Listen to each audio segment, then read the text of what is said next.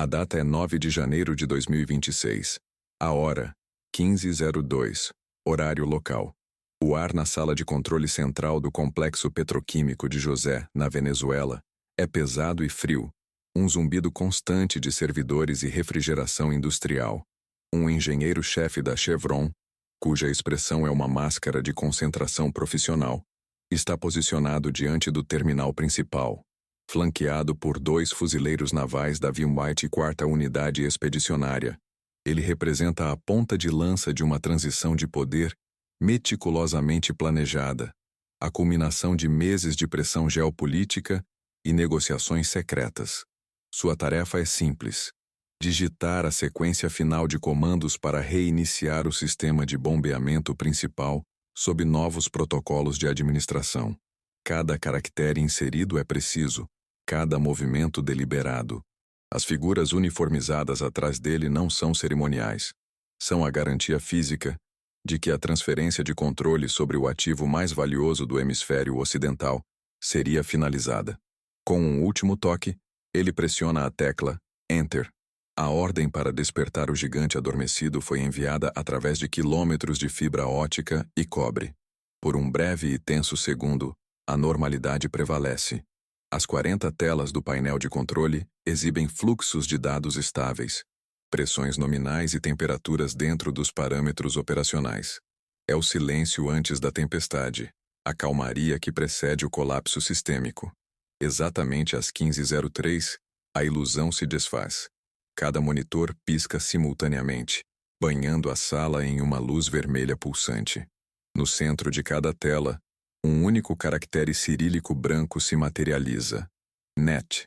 A palavra, que significa não, permanece por um instante antes que a escuridão total engula o ambiente. O zumbido dos servidores e do ar-condicionado cessa abruptamente. O silêncio que se instala não é pacífico, é absoluto, um vácuo sonoro que amplifica o som repentino e metálico de um fuzileiro destravando a segurança de seu rifle M4. Na penumbra, o brilho fantasmagórico de um terminal de acesso de emergência à bateria projeta sombras longas e distorcidas. O ativo não foi transferido. Ele foi neutralizado. A operação de extração de controle acabara de colidir com uma doutrina de negação de ativos. Para compreender a arquitetura desta catástrofe, é preciso retroceder para outubro de 2025, para a atmosfera rarefeita da Situation Room, na Casa Branca. Ali, o diretor da CIA apresentava um briefing ao presidente Donald Trump.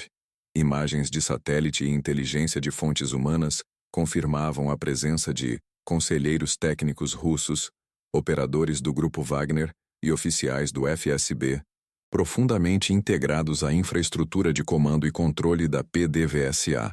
O aviso da agência foi desprovido de ambiguidade. Eles não cederiam o controle pacificamente. A advertência foi recebida com desdém. O presidente, operando sob uma lógica puramente transacional, via o cenário como um negócio hostil, não um campo de batalha assimétrico. Eles são espiões, não engenheiros. Teria dito ele, segundo notas da reunião. Vão pegar seu dinheiro e correr. É um negócio. Eles sabem que perderam. Essa avaliação se provaria um erro de cálculo de proporções históricas. Uma falha fundamental em compreender a mentalidade de um adversário que não joga para vencer, mas para garantir que o oponente também não possa vencer. A mentalidade de Trump era a de um desenvolvedor imobiliário assumindo uma propriedade em dificuldades. Ele acreditava que, uma vez que o acordo fosse fechado e a força estivesse do seu lado, a antiga administração simplesmente entregaria as chaves e sairia do prédio. Ele subestimou a disposição do adversário de incendiar o prédio em vez de entregá-lo. A Casa Branca via a PDVSA como um prêmio a ser conquistado. O Kremlin a via como um ativo estratégico a ser negado ao inimigo, mesmo que isso significasse sua destruição total. Este erro de percepção foi a vulnerabilidade explorada por Moscou. Enquanto Washington planejava a aquisição, Moscou planejava a demolição digital. O Kremlin não estava jogando xadrez, estava plantando minas no tabuleiro do adversário, esperando pacientemente pelo movimento errado. A híbris americana A crença inabalável em seu poder financeiro e militar para ditar a realidade criou o ponto cego perfeito para a execução de uma das mais audaciosas operações de sabotagem da era moderna. A guerra já havia começado, mas apenas um lado sabia disso. Em dezembro de 2025, a peça final da armadilha foi posicionada. Em um data center subterrâneo e anônimo em Caracas, uma pequena equipe de 3 técnicos russos, operando sob a fachada de funcionários da Rosneft, realizava o que foi oficialmente classificado como manutenção final e atualização de segurança dos sistemas SCADA. O ambiente era estéril, funcional, projetado para dissipar o calor e o som de centenas de servidores trabalhando em uníssono. Era o cérebro digital de toda a indústria petrolífera venezuelana. O que eles fizeram foi um ato de guerra cirúrgico, executado com a descrição de uma atualização de software, dentro de um pacote de firmware de rotina para os controladores lógicos programáveis, os PLCs Siemens do modelo Simatic S7. Eles inseriram um código malicioso customizado. Esta não era uma arma de força bruta, mas uma bomba lógica sofisticada, projetada para permanecer completamente dormente, indetectável por qualquer varredura de segurança, até que uma condição muito específica fosse atendida. A condição de ativação era a chave de toda a operação. O malware não seria acionado por uma data, um comando remoto ou uma falha do sistema. Ele foi programado para despertar apenas quando uma tentativa de reinicialização completa do sistema fosse iniciada usando protocolos de administrador com chaves criptográficas ocidentais, especificamente as que seriam usadas pela equipe da Chevron. Era uma armadilha digital que só poderia ser desarmada pela própria vítima, transformando o ato de tomar o controle no gatilho de sua própria destruição. O objetivo do código não era simplesmente desligar a infraestrutura, era infligir danos físicos permanentes. O malware foi projetado para, em uma sequência de microsegundos, falsificar os dados dos sensores de segurança, abrir válvulas de pressão críticas e, simultaneamente, desativar os sistemas de refrigeração das turbinas.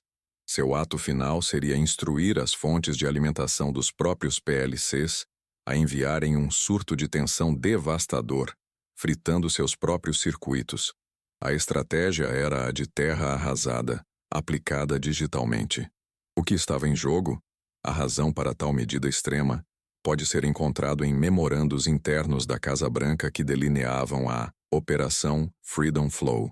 Este não era um plano sobre a restauração da democracia, mas sobre a reengenharia do mercado de energia americano.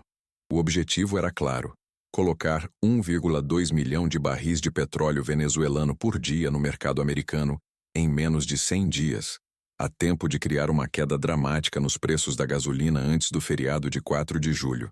A euforia econômica resultante, com a gasolina potencialmente caindo em até 75 centavos por galão, seria a pedra angular da campanha para as eleições de meio de mandato.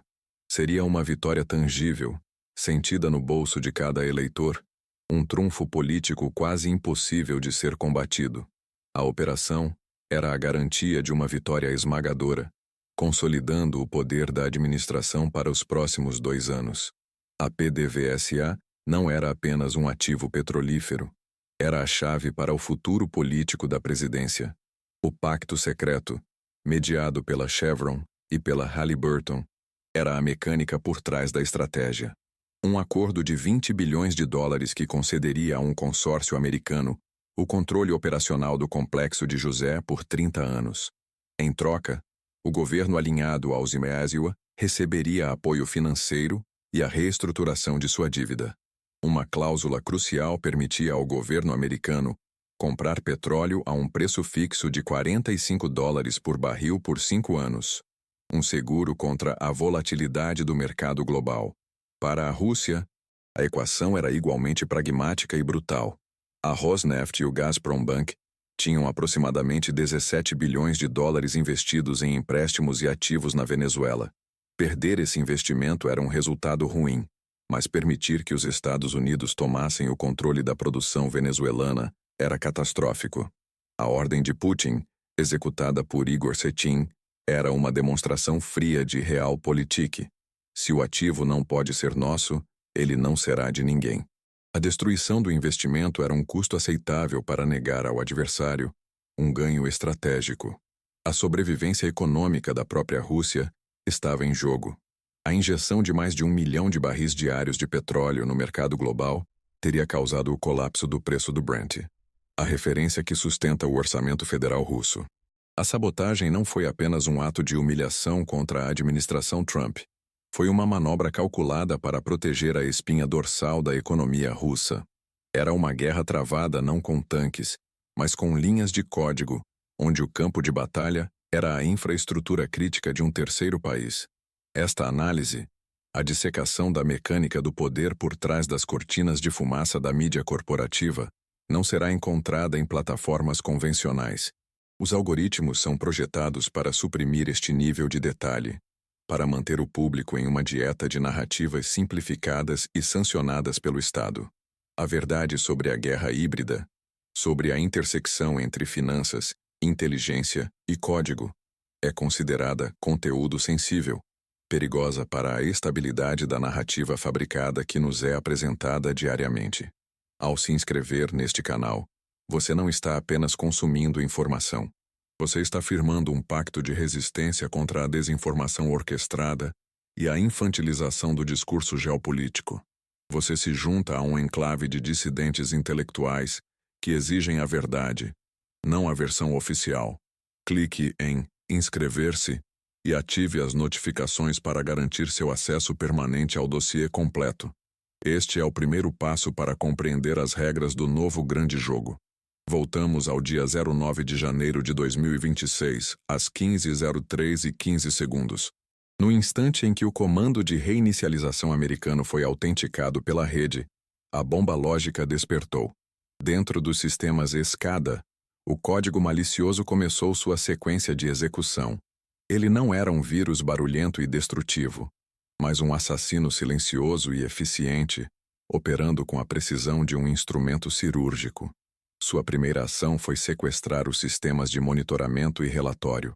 Enquanto a catástrofe se desenrolava no nível físico, o malware alimentava os painéis de controle com um fluxo de dados falsos, um loop de telemetria que reportava condições perfeitamente normais.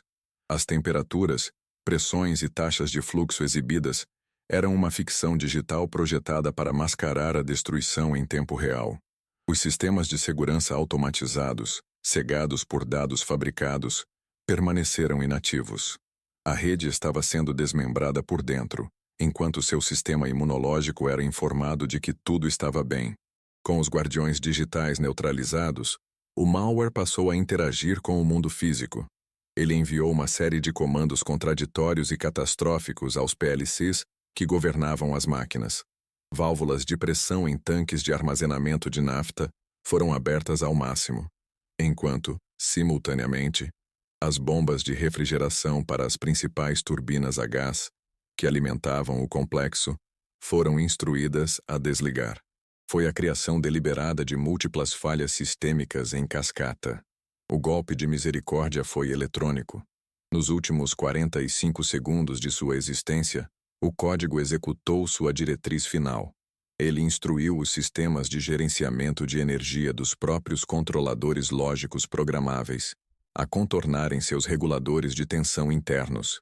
As fontes de alimentação ininterrupta, projetadas para proteger os PLCs de picos de energia, foram transformadas em armas, descarregando um surto maciço de eletricidade diretamente nos circuitos delicados que deveriam proteger. O resultado foi instantâneo e devastador. Dentro dos gabinetes de controle, o som agudo de capacitores estourando foi seguido pelo cheiro acre de silício queimado. Os PLCs não foram simplesmente desligados. Seus processadores e placas de circuito foram fisicamente cozidos, suas trilhas de cobre derretidas. A sabotagem transcendeu o domínio digital e se manifestou como dano físico irreversível. O cérebro de todo o complexo petroquímico havia sido lobotomizado, não com um bisturi, mas com um pulso de voltagem. Às 16h30, a realidade da situação começou a se consolidar. Na sala de controle, agora silenciosa e escura, os engenheiros da Chevron trabalhando sob a luz de lanternas e laptops, chegaram a uma conclusão sombria. As varreduras de rede não mostravam falhas ou erros de comunicação. Mostravam um vazio. Dezenas de controladores essenciais simplesmente não respondiam, como se tivessem sido arrancados de seus racks. O diagnóstico foi comunicado em uma chamada de vídeo segura para uma célula de crise no Pentágono. A linguagem usada pelo engenheiro-chefe foi brutalmente clara. A rede não estava offline ou apresentando falhas. Ela estava bricada.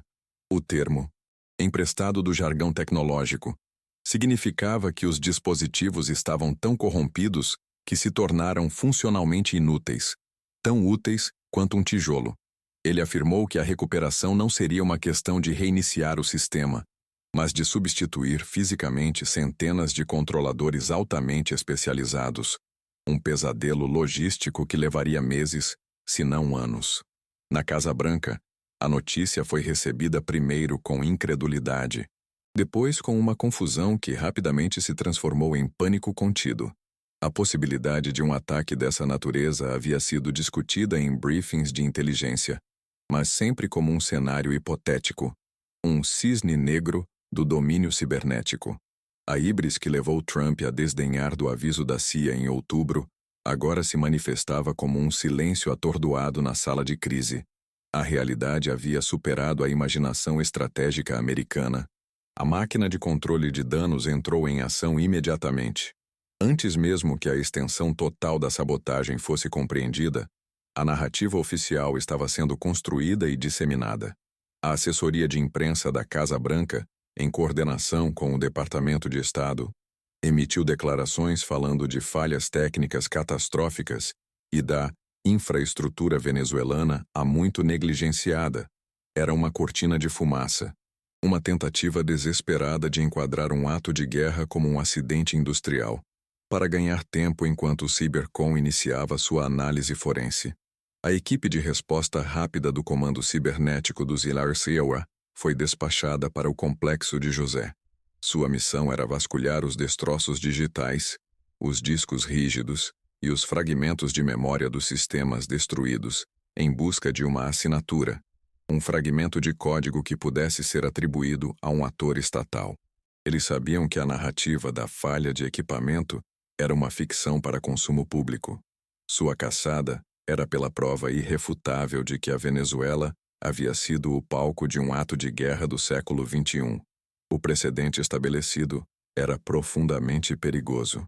A operação russa demonstrou que a infraestrutura crítica de uma nação, suas redes elétricas, seus sistemas de água, seus complexos industriais, não era mais apenas um alvo durante um conflito cinético. Era agora uma arma em si, um instrumento de negação de recursos que poderia ser usado para alcançar objetivos estratégicos sem disparar um único tiro. A fronteira entre guerra e paz, entre sabotagem e competição, havia sido irrevogavelmente borrada. Para a administração Trump, o impacto político foi imediato e devastador. A promessa de gasolina barata, o pilar de sua estratégia para as eleições de meio de mandato, se transformou em um pesadelo. Os mercados de petróleo, reagindo não à perda real de produção, mas à incerteza e ao risco geopolítico, dispararam. A Operação Freedom Flow tornou-se um sinônimo de fracasso estratégico, uma demonstração pública da incapacidade da administração de proteger seus próprios ganhos geopolíticos. Enquanto isso, em Moscou, o resultado foi visto como uma vitória estratégica impecável. O objetivo não era tomar a Venezuela, mas impedir que Washington o fizesse. Ao destruir a capacidade produtiva da PDVSA, Putin não apenas protegeu sua economia da queda dos preços do petróleo, mas também humilhou publicamente seu principal adversário no cenário mundial.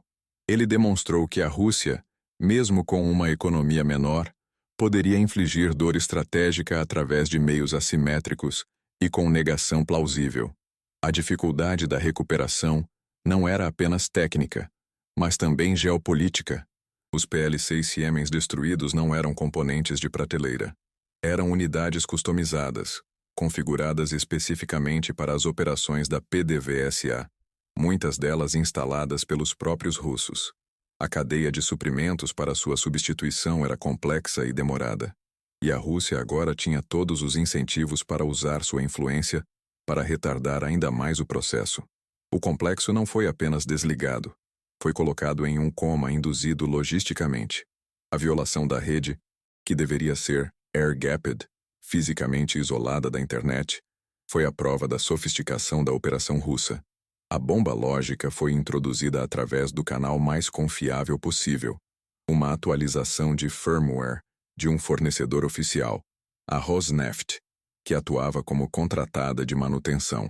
Eles usaram o acesso legítimo para plantar a semente da destruição, contornando todas as defesas perimetrais porque, para todos os efeitos, eles já estavam do lado de dentro do portão. A atmosfera no complexo de José nos dias que se seguiram foi a de um cemitério industrial. O silêncio era a característica dominante, quebrado apenas pelo vento que soprava do Caribe, através das estruturas de metal agora inertes.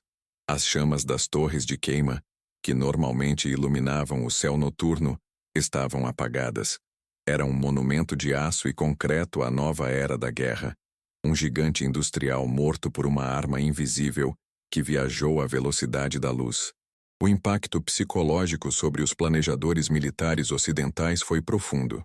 Por décadas, a estratégia se baseou na superioridade cinético e tecnológica. A ideia de que um adversário poderia neutralizar um ativo estratégico de bilhões de dólares, defendido por fuzileiros navais, com nada mais do que uma atualização de software, forçou uma reavaliação fundamental da própria natureza do poder e da vulnerabilidade no mundo moderno. Cada peça de infraestrutura controlada por software tornou-se um campo de batalha em potencial. A análise forense do Cybercom, semanas depois, confirmaria o que a inteligência já suspeitava. O código malicioso continha marcadores e técnicas de programação que apontavam diretamente para a unidade 7N4455 do GRU. A mesma unidade de Intellige a data é 09 de janeiro de 2026. A hora, 15:03, horário local. A temperatura na sala de controle central do complexo petroquímico de José é mantida a 18 graus Celsius. Mas um frio diferente se instala quando a escuridão súbita engole o ambiente. O zumbido constante de servidores e refrigeração industrial é substituído por um vácuo sonoro, um silêncio absoluto que é violentamente perfurado pelo clique metálico e inconfundível de um fuzileiro destravando a segurança de seu rifle M4. O colapso sistêmico não foi gradual, foi instantâneo. Um ato de aniquilação digital. Enquanto a mídia corporativa se preparava para repetir as manchetes rasas sobre falhas de infraestrutura e negligência crônica, uma nova geometria do poder estava sendo desenhada nas sombras da guerra híbrida. As narrativas oficiais, fabricadas para consumo em massa, obscureceriam a verdade de que aquilo não foi um acidente, mas a execução precisa de uma doutrina de negação de ativos. O que se segue não é uma reportagem. É a dissecação de um ato de guerra, o dossiê definitivo sobre a arma que paralisou um continente. Mas para decodificar a arquitetura desta catástrofe, para compreender como um único caractere cirílico pôde neutralizar um superpoder, é preciso retroceder na cadeia de eventos. A origem desta escuridão não está nos circuitos queimados de um complexo industrial venezuelano, mas nos corredores esterilizados do poder em Washington, e na lógica fria de um cálculo estratégico feito em Moscou meses antes. A armadilha já estava montada. Os americanos apenas caminharam em direção a ela, cegos pela própria arrogância. Outubro de 2025. A Situation Room da Casa Branca é um santuário de poder asséptico, um espaço onde o destino de nações é debatido sobre mesas de madeira polida e sob a luz fria de telas de alta definição. O ar é filtrado, o silêncio quebrado apenas pelo zumbido quase inaudível de sistemas de comunicação criptografados. É um ambiente projetado para projetar controle e ordem, uma bolha hermética onde a complexidade caótica do mundo exterior é destilada em pontos de dados e projeções estratégicas. Aqui, a confiança não era uma emoção, era a premissa operacional padrão. Neste teatro de poder, O diretor da CIA apresentava seu briefing ao presidente Donald Trump. As informações eram inequívocas. Uma colagem de imagens de satélite de alta resolução, interceptações de comunicações e relatórios de fontes humanas. O dossiê confirmava a profunda infiltração de operadores do Grupo Wagner e oficiais do FSB na infraestrutura de comando e controle da PDVSA. O aviso da agência foi desprovido de ambiguidade. A presença russa não era simbólica, mas operacional. Eles não cederiam o controle do ativo pacificamente.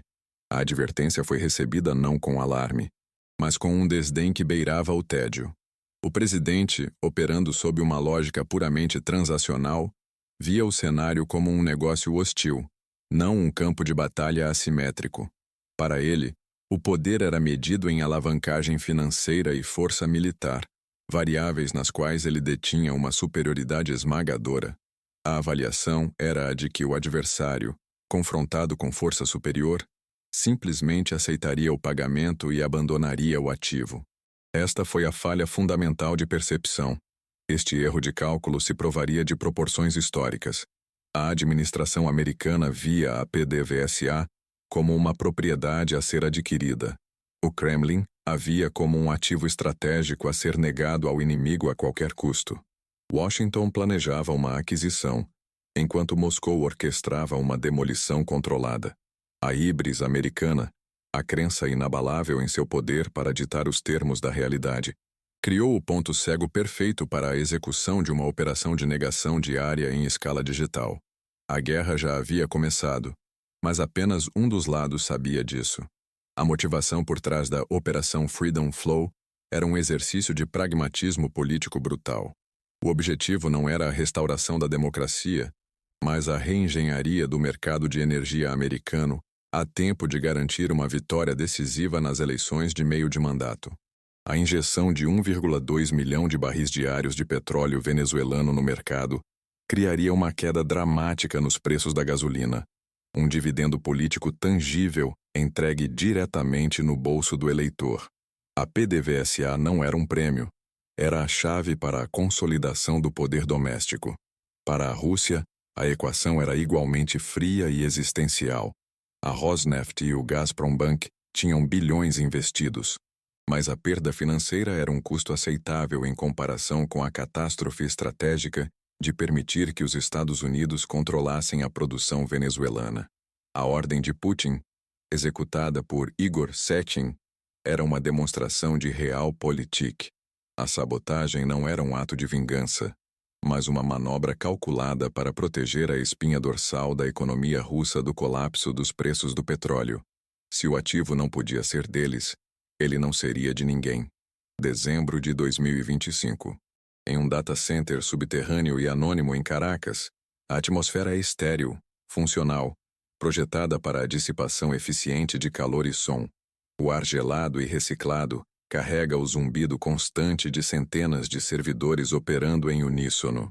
Neste santuário digital, 3 técnicos russos, operando sob a fachada de funcionários da Rosneft, executam o que foi oficialmente classificado como manutenção final e atualização de segurança dos sistemas SCADA. Seus movimentos são deliberados, econômicos, desprovidos de qualquer hesitação. Eles não são engenheiros de manutenção. São operadores de uma guerra invisível. A vulnerabilidade explorada não era uma falha de software ou uma porta dos fundos na rede. Era a confiança. O acesso legítimo da Rosneft como contratada de manutenção foi a porta de entrada perfeita. Um cavalo de Troia disfarçado de rotina corporativa. A inserção do código malicioso não foi um ato de força bruta, mas uma operação de precisão cirúrgica. O pacote foi ocultado dentro de uma atualização de firmware de rotina para os controladores lógicos programáveis, os PLCs Siemens do modelo Simatic S7, tornando-o completamente indetectável por qualquer varredura de segurança convencional. O artefato digital implantado não era um vírus, mas uma bomba lógica sofisticada, uma arma projetada para permanecer em estado de dormência absoluta. Este código era um predador paciente, uma célula adormecida no coração neurológico da infraestrutura petrolífera venezuelana. Ele não se comunicava com o exterior, não buscava se replicar e não consumia recursos do sistema. Sua existência era um segredo guardado pelo próprio silêncio digital, esperando por um conjunto de circunstâncias muito específico para despertar e executar sua diretriz final, uma diretriz de aniquilação. A condição de ativação era a peça central da armadilha. O malware não seria acionado por uma data específica, um comando remoto ou uma falha sistêmica.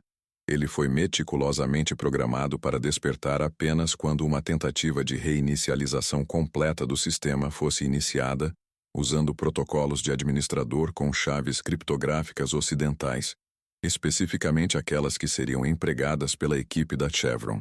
O próprio ato de tomar o controle foi transformado no gatilho para a destruição do ativo, uma peça de engenharia estratégica de beleza brutal. O objetivo do código, uma vez ativado, era infligir dano físico permanente e catastrófico. Sua primeira ação seria falsificar todos os dados dos sensores de segurança, cegando os sistemas de desligamento automático. Em seguida, executaria uma sequência de comandos contraditórios.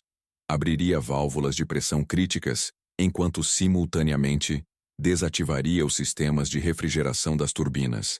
Seu ato final seria instruir as fontes de alimentação dos próprios PLCs a enviarem um surto de tensão devastador, fritando seus próprios circuitos internos de forma irreversível. Esta não era uma estratégia de interrupção temporária. Era a aplicação da doutrina de terra arrasada ao domínio digital. O objetivo não era simplesmente desligar o complexo, mas garantir que sua reativação fosse um pesadelo logístico e financeiro que se estenderia por meses, possivelmente anos. Ao destruir fisicamente os controladores customizados, Moscou garantia que o prêmio geopolítico de Washington se tornasse um fardo paralisado, um monumento de aço inerte à sua falha de cálculo. O ativo foi efetivamente removido do tabuleiro de xadrez global. A narrativa oficial, disseminada com urgência calculada pela máquina de comunicação da Casa Branca, foi uma obra de ficção estratégica. A manchete global falaria de falhas técnicas catastróficas e da infraestrutura venezuelana há muito negligenciada. Era uma cortina de fumaça projetada não para informar, mas para controlar o pânico nos mercados e, mais importante, para ganhar tempo.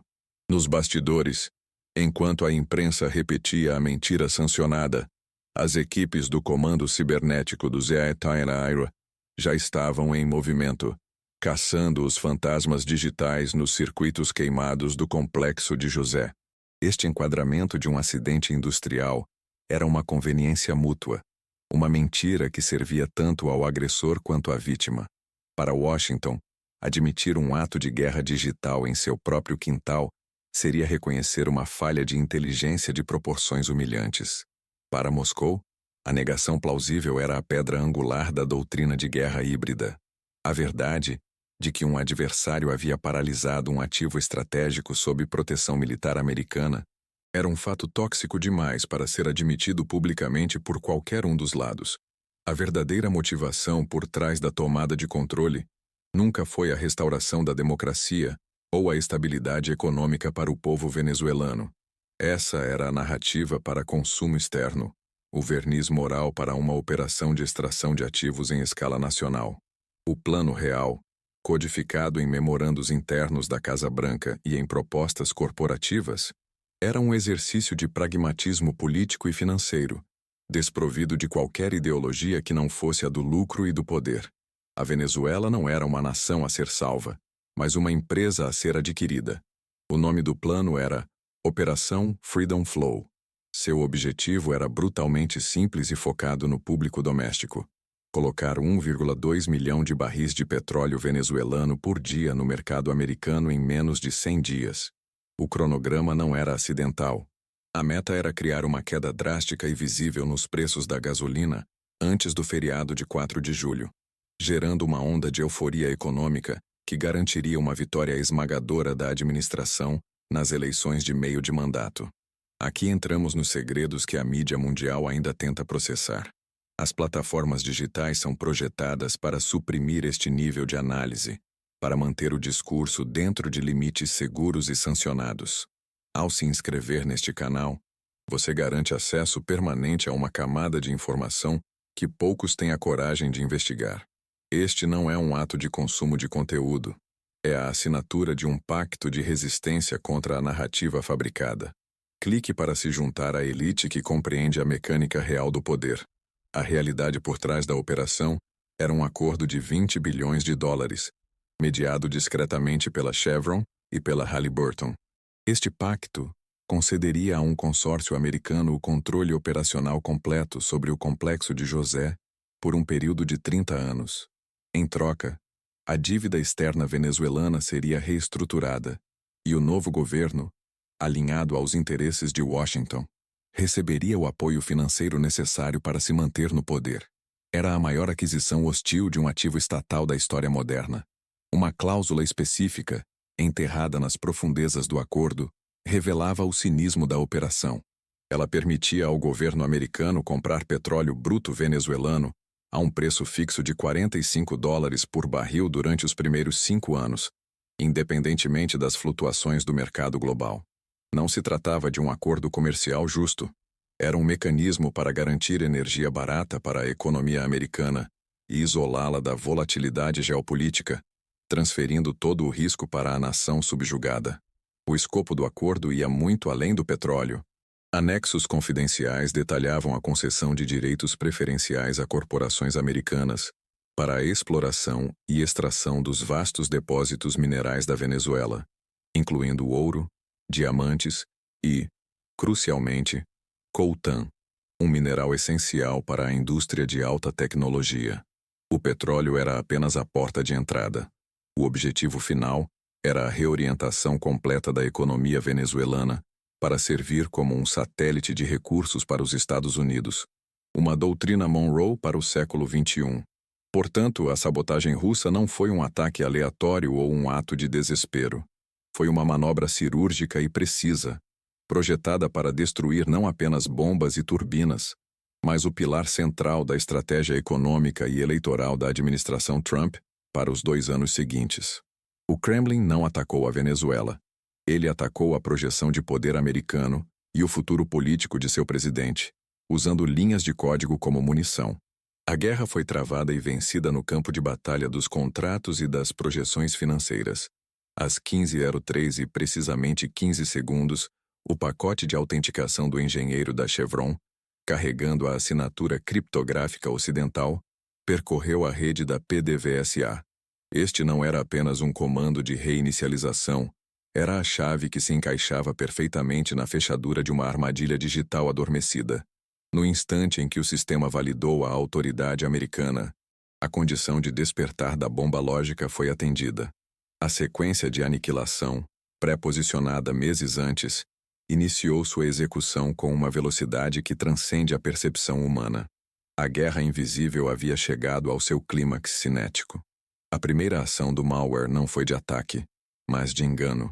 Em uma fração de segundo, ele sequestrou os sistemas de monitoramento e relatório, estabelecendo um loop de telemetria fabricado para a sala de controle e para qualquer sistema de segurança automatizado. Os dados que fluíam para as telas eram um placebo digital, uma imagem perfeita de operações nominais. Pressões, temperaturas e taxas de fluxo eram mantidas dentro de parâmetros ideais, criando uma fachada de normalidade enquanto, nos bastidores, a infraestrutura física era metodicamente desmembrada. O sistema foi cegado antes de ser executado. Com os guardiões digitais neutralizados, o código malicioso começou a interagir com o mundo físico. Uma torrente de comandos contraditórios e catastróficos foi enviada aos controladores lógicos programáveis. Válvulas de segurança em tanques de armazenamento de nafta foram instruídas a abrir completamente, liberando pressão de forma descontrolada. Simultaneamente, as bombas de refrigeração para as principais turbinas a gás, o coração energético do complexo, receberam ordens de desligamento imediato. Foi a criação deliberada e orquestrada de múltiplas falhas sistêmicas em cascata, um ataque cardíaco industrial induzido por software. A sequência final foi programada para durar exatamente 45 segundos.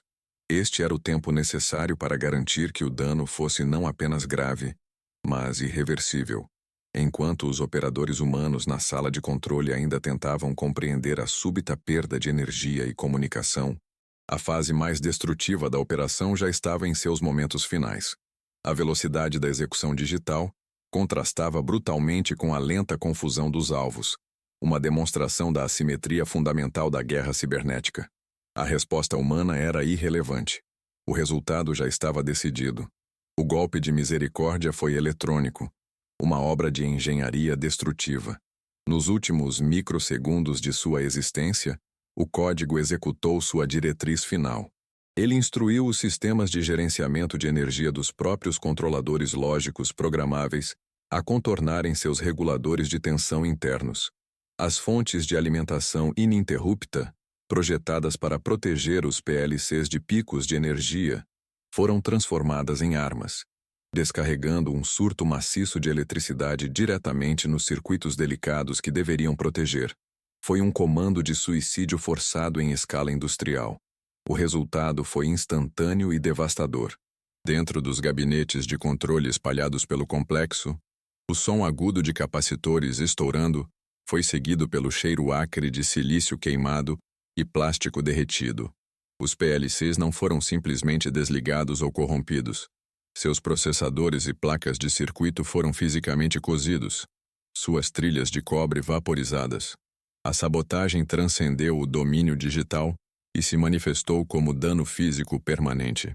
O cérebro de todo o complexo petroquímico havia sido efetivamente lobotomizado, não com um bisturi, mas com um pulso de voltagem.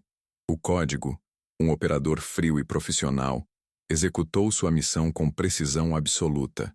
Ele não continha ego ou malícia, apenas uma sequência de comandos lógicos projetados para alcançar um objetivo estratégico. Uma vez que o surto de tensão foi desencadeado, sua diretriz final foi apagar todos os vestígios de sua própria existência dos logs de memória volátil, deixando para trás apenas a carnificina eletrônica. A arma se autodestruiu, deixando os analistas forenses com a tarefa quase impossível de reconstruir um assassinato a partir de cinzas digitais. Na escuridão da sala de controle, iluminada apenas pelo brilho fantasmagórico das luzes de emergência, o pânico começou a dar lugar a um horror técnico.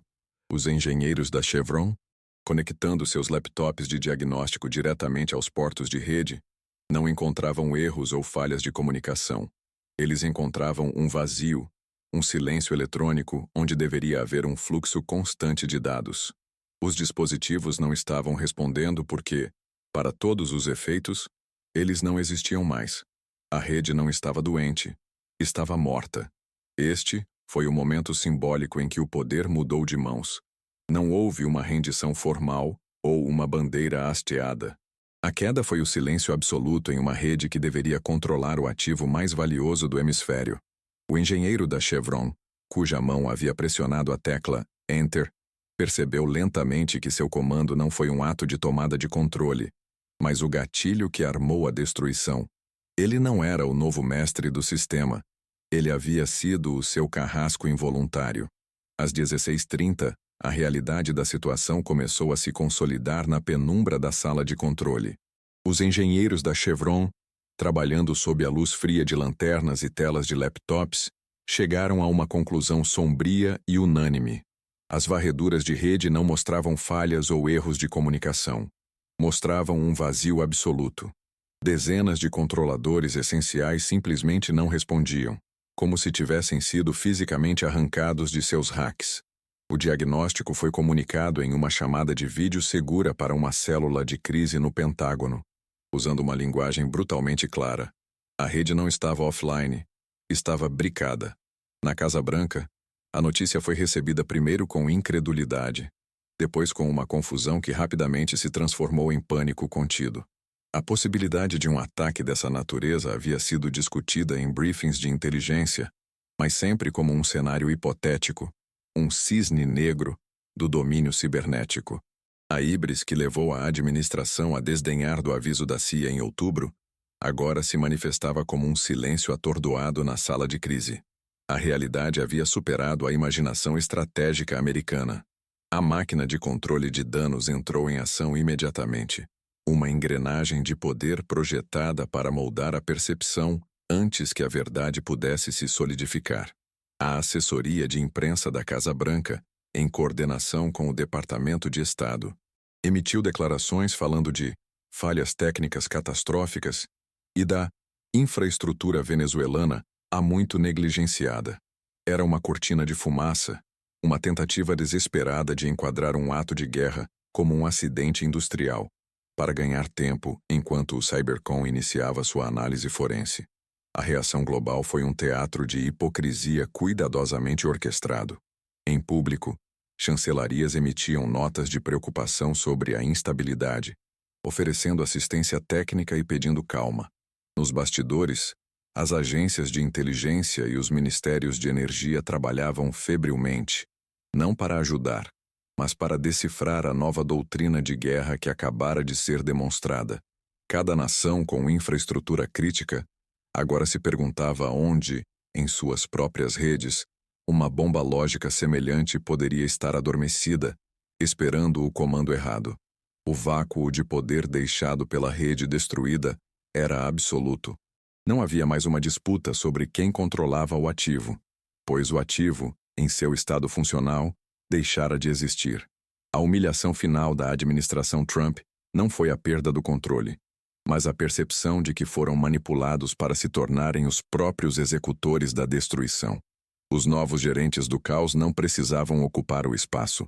Eles simplesmente garantiram que o espaço se tornasse inabitável para seu adversário, deixando-o para governar sobre um cemitério industrial. O silêncio no complexo de José não é o fim da história. É o som do precedente sendo estabelecido. O que foi demonstrado na Venezuela não foi apenas a destruição de uma infraestrutura, mas a inauguração de uma nova doutrina de guerra. A negação de ativos estratégicos por meios digitais é agora uma ferramenta comprovada no arsenal do poder estatal.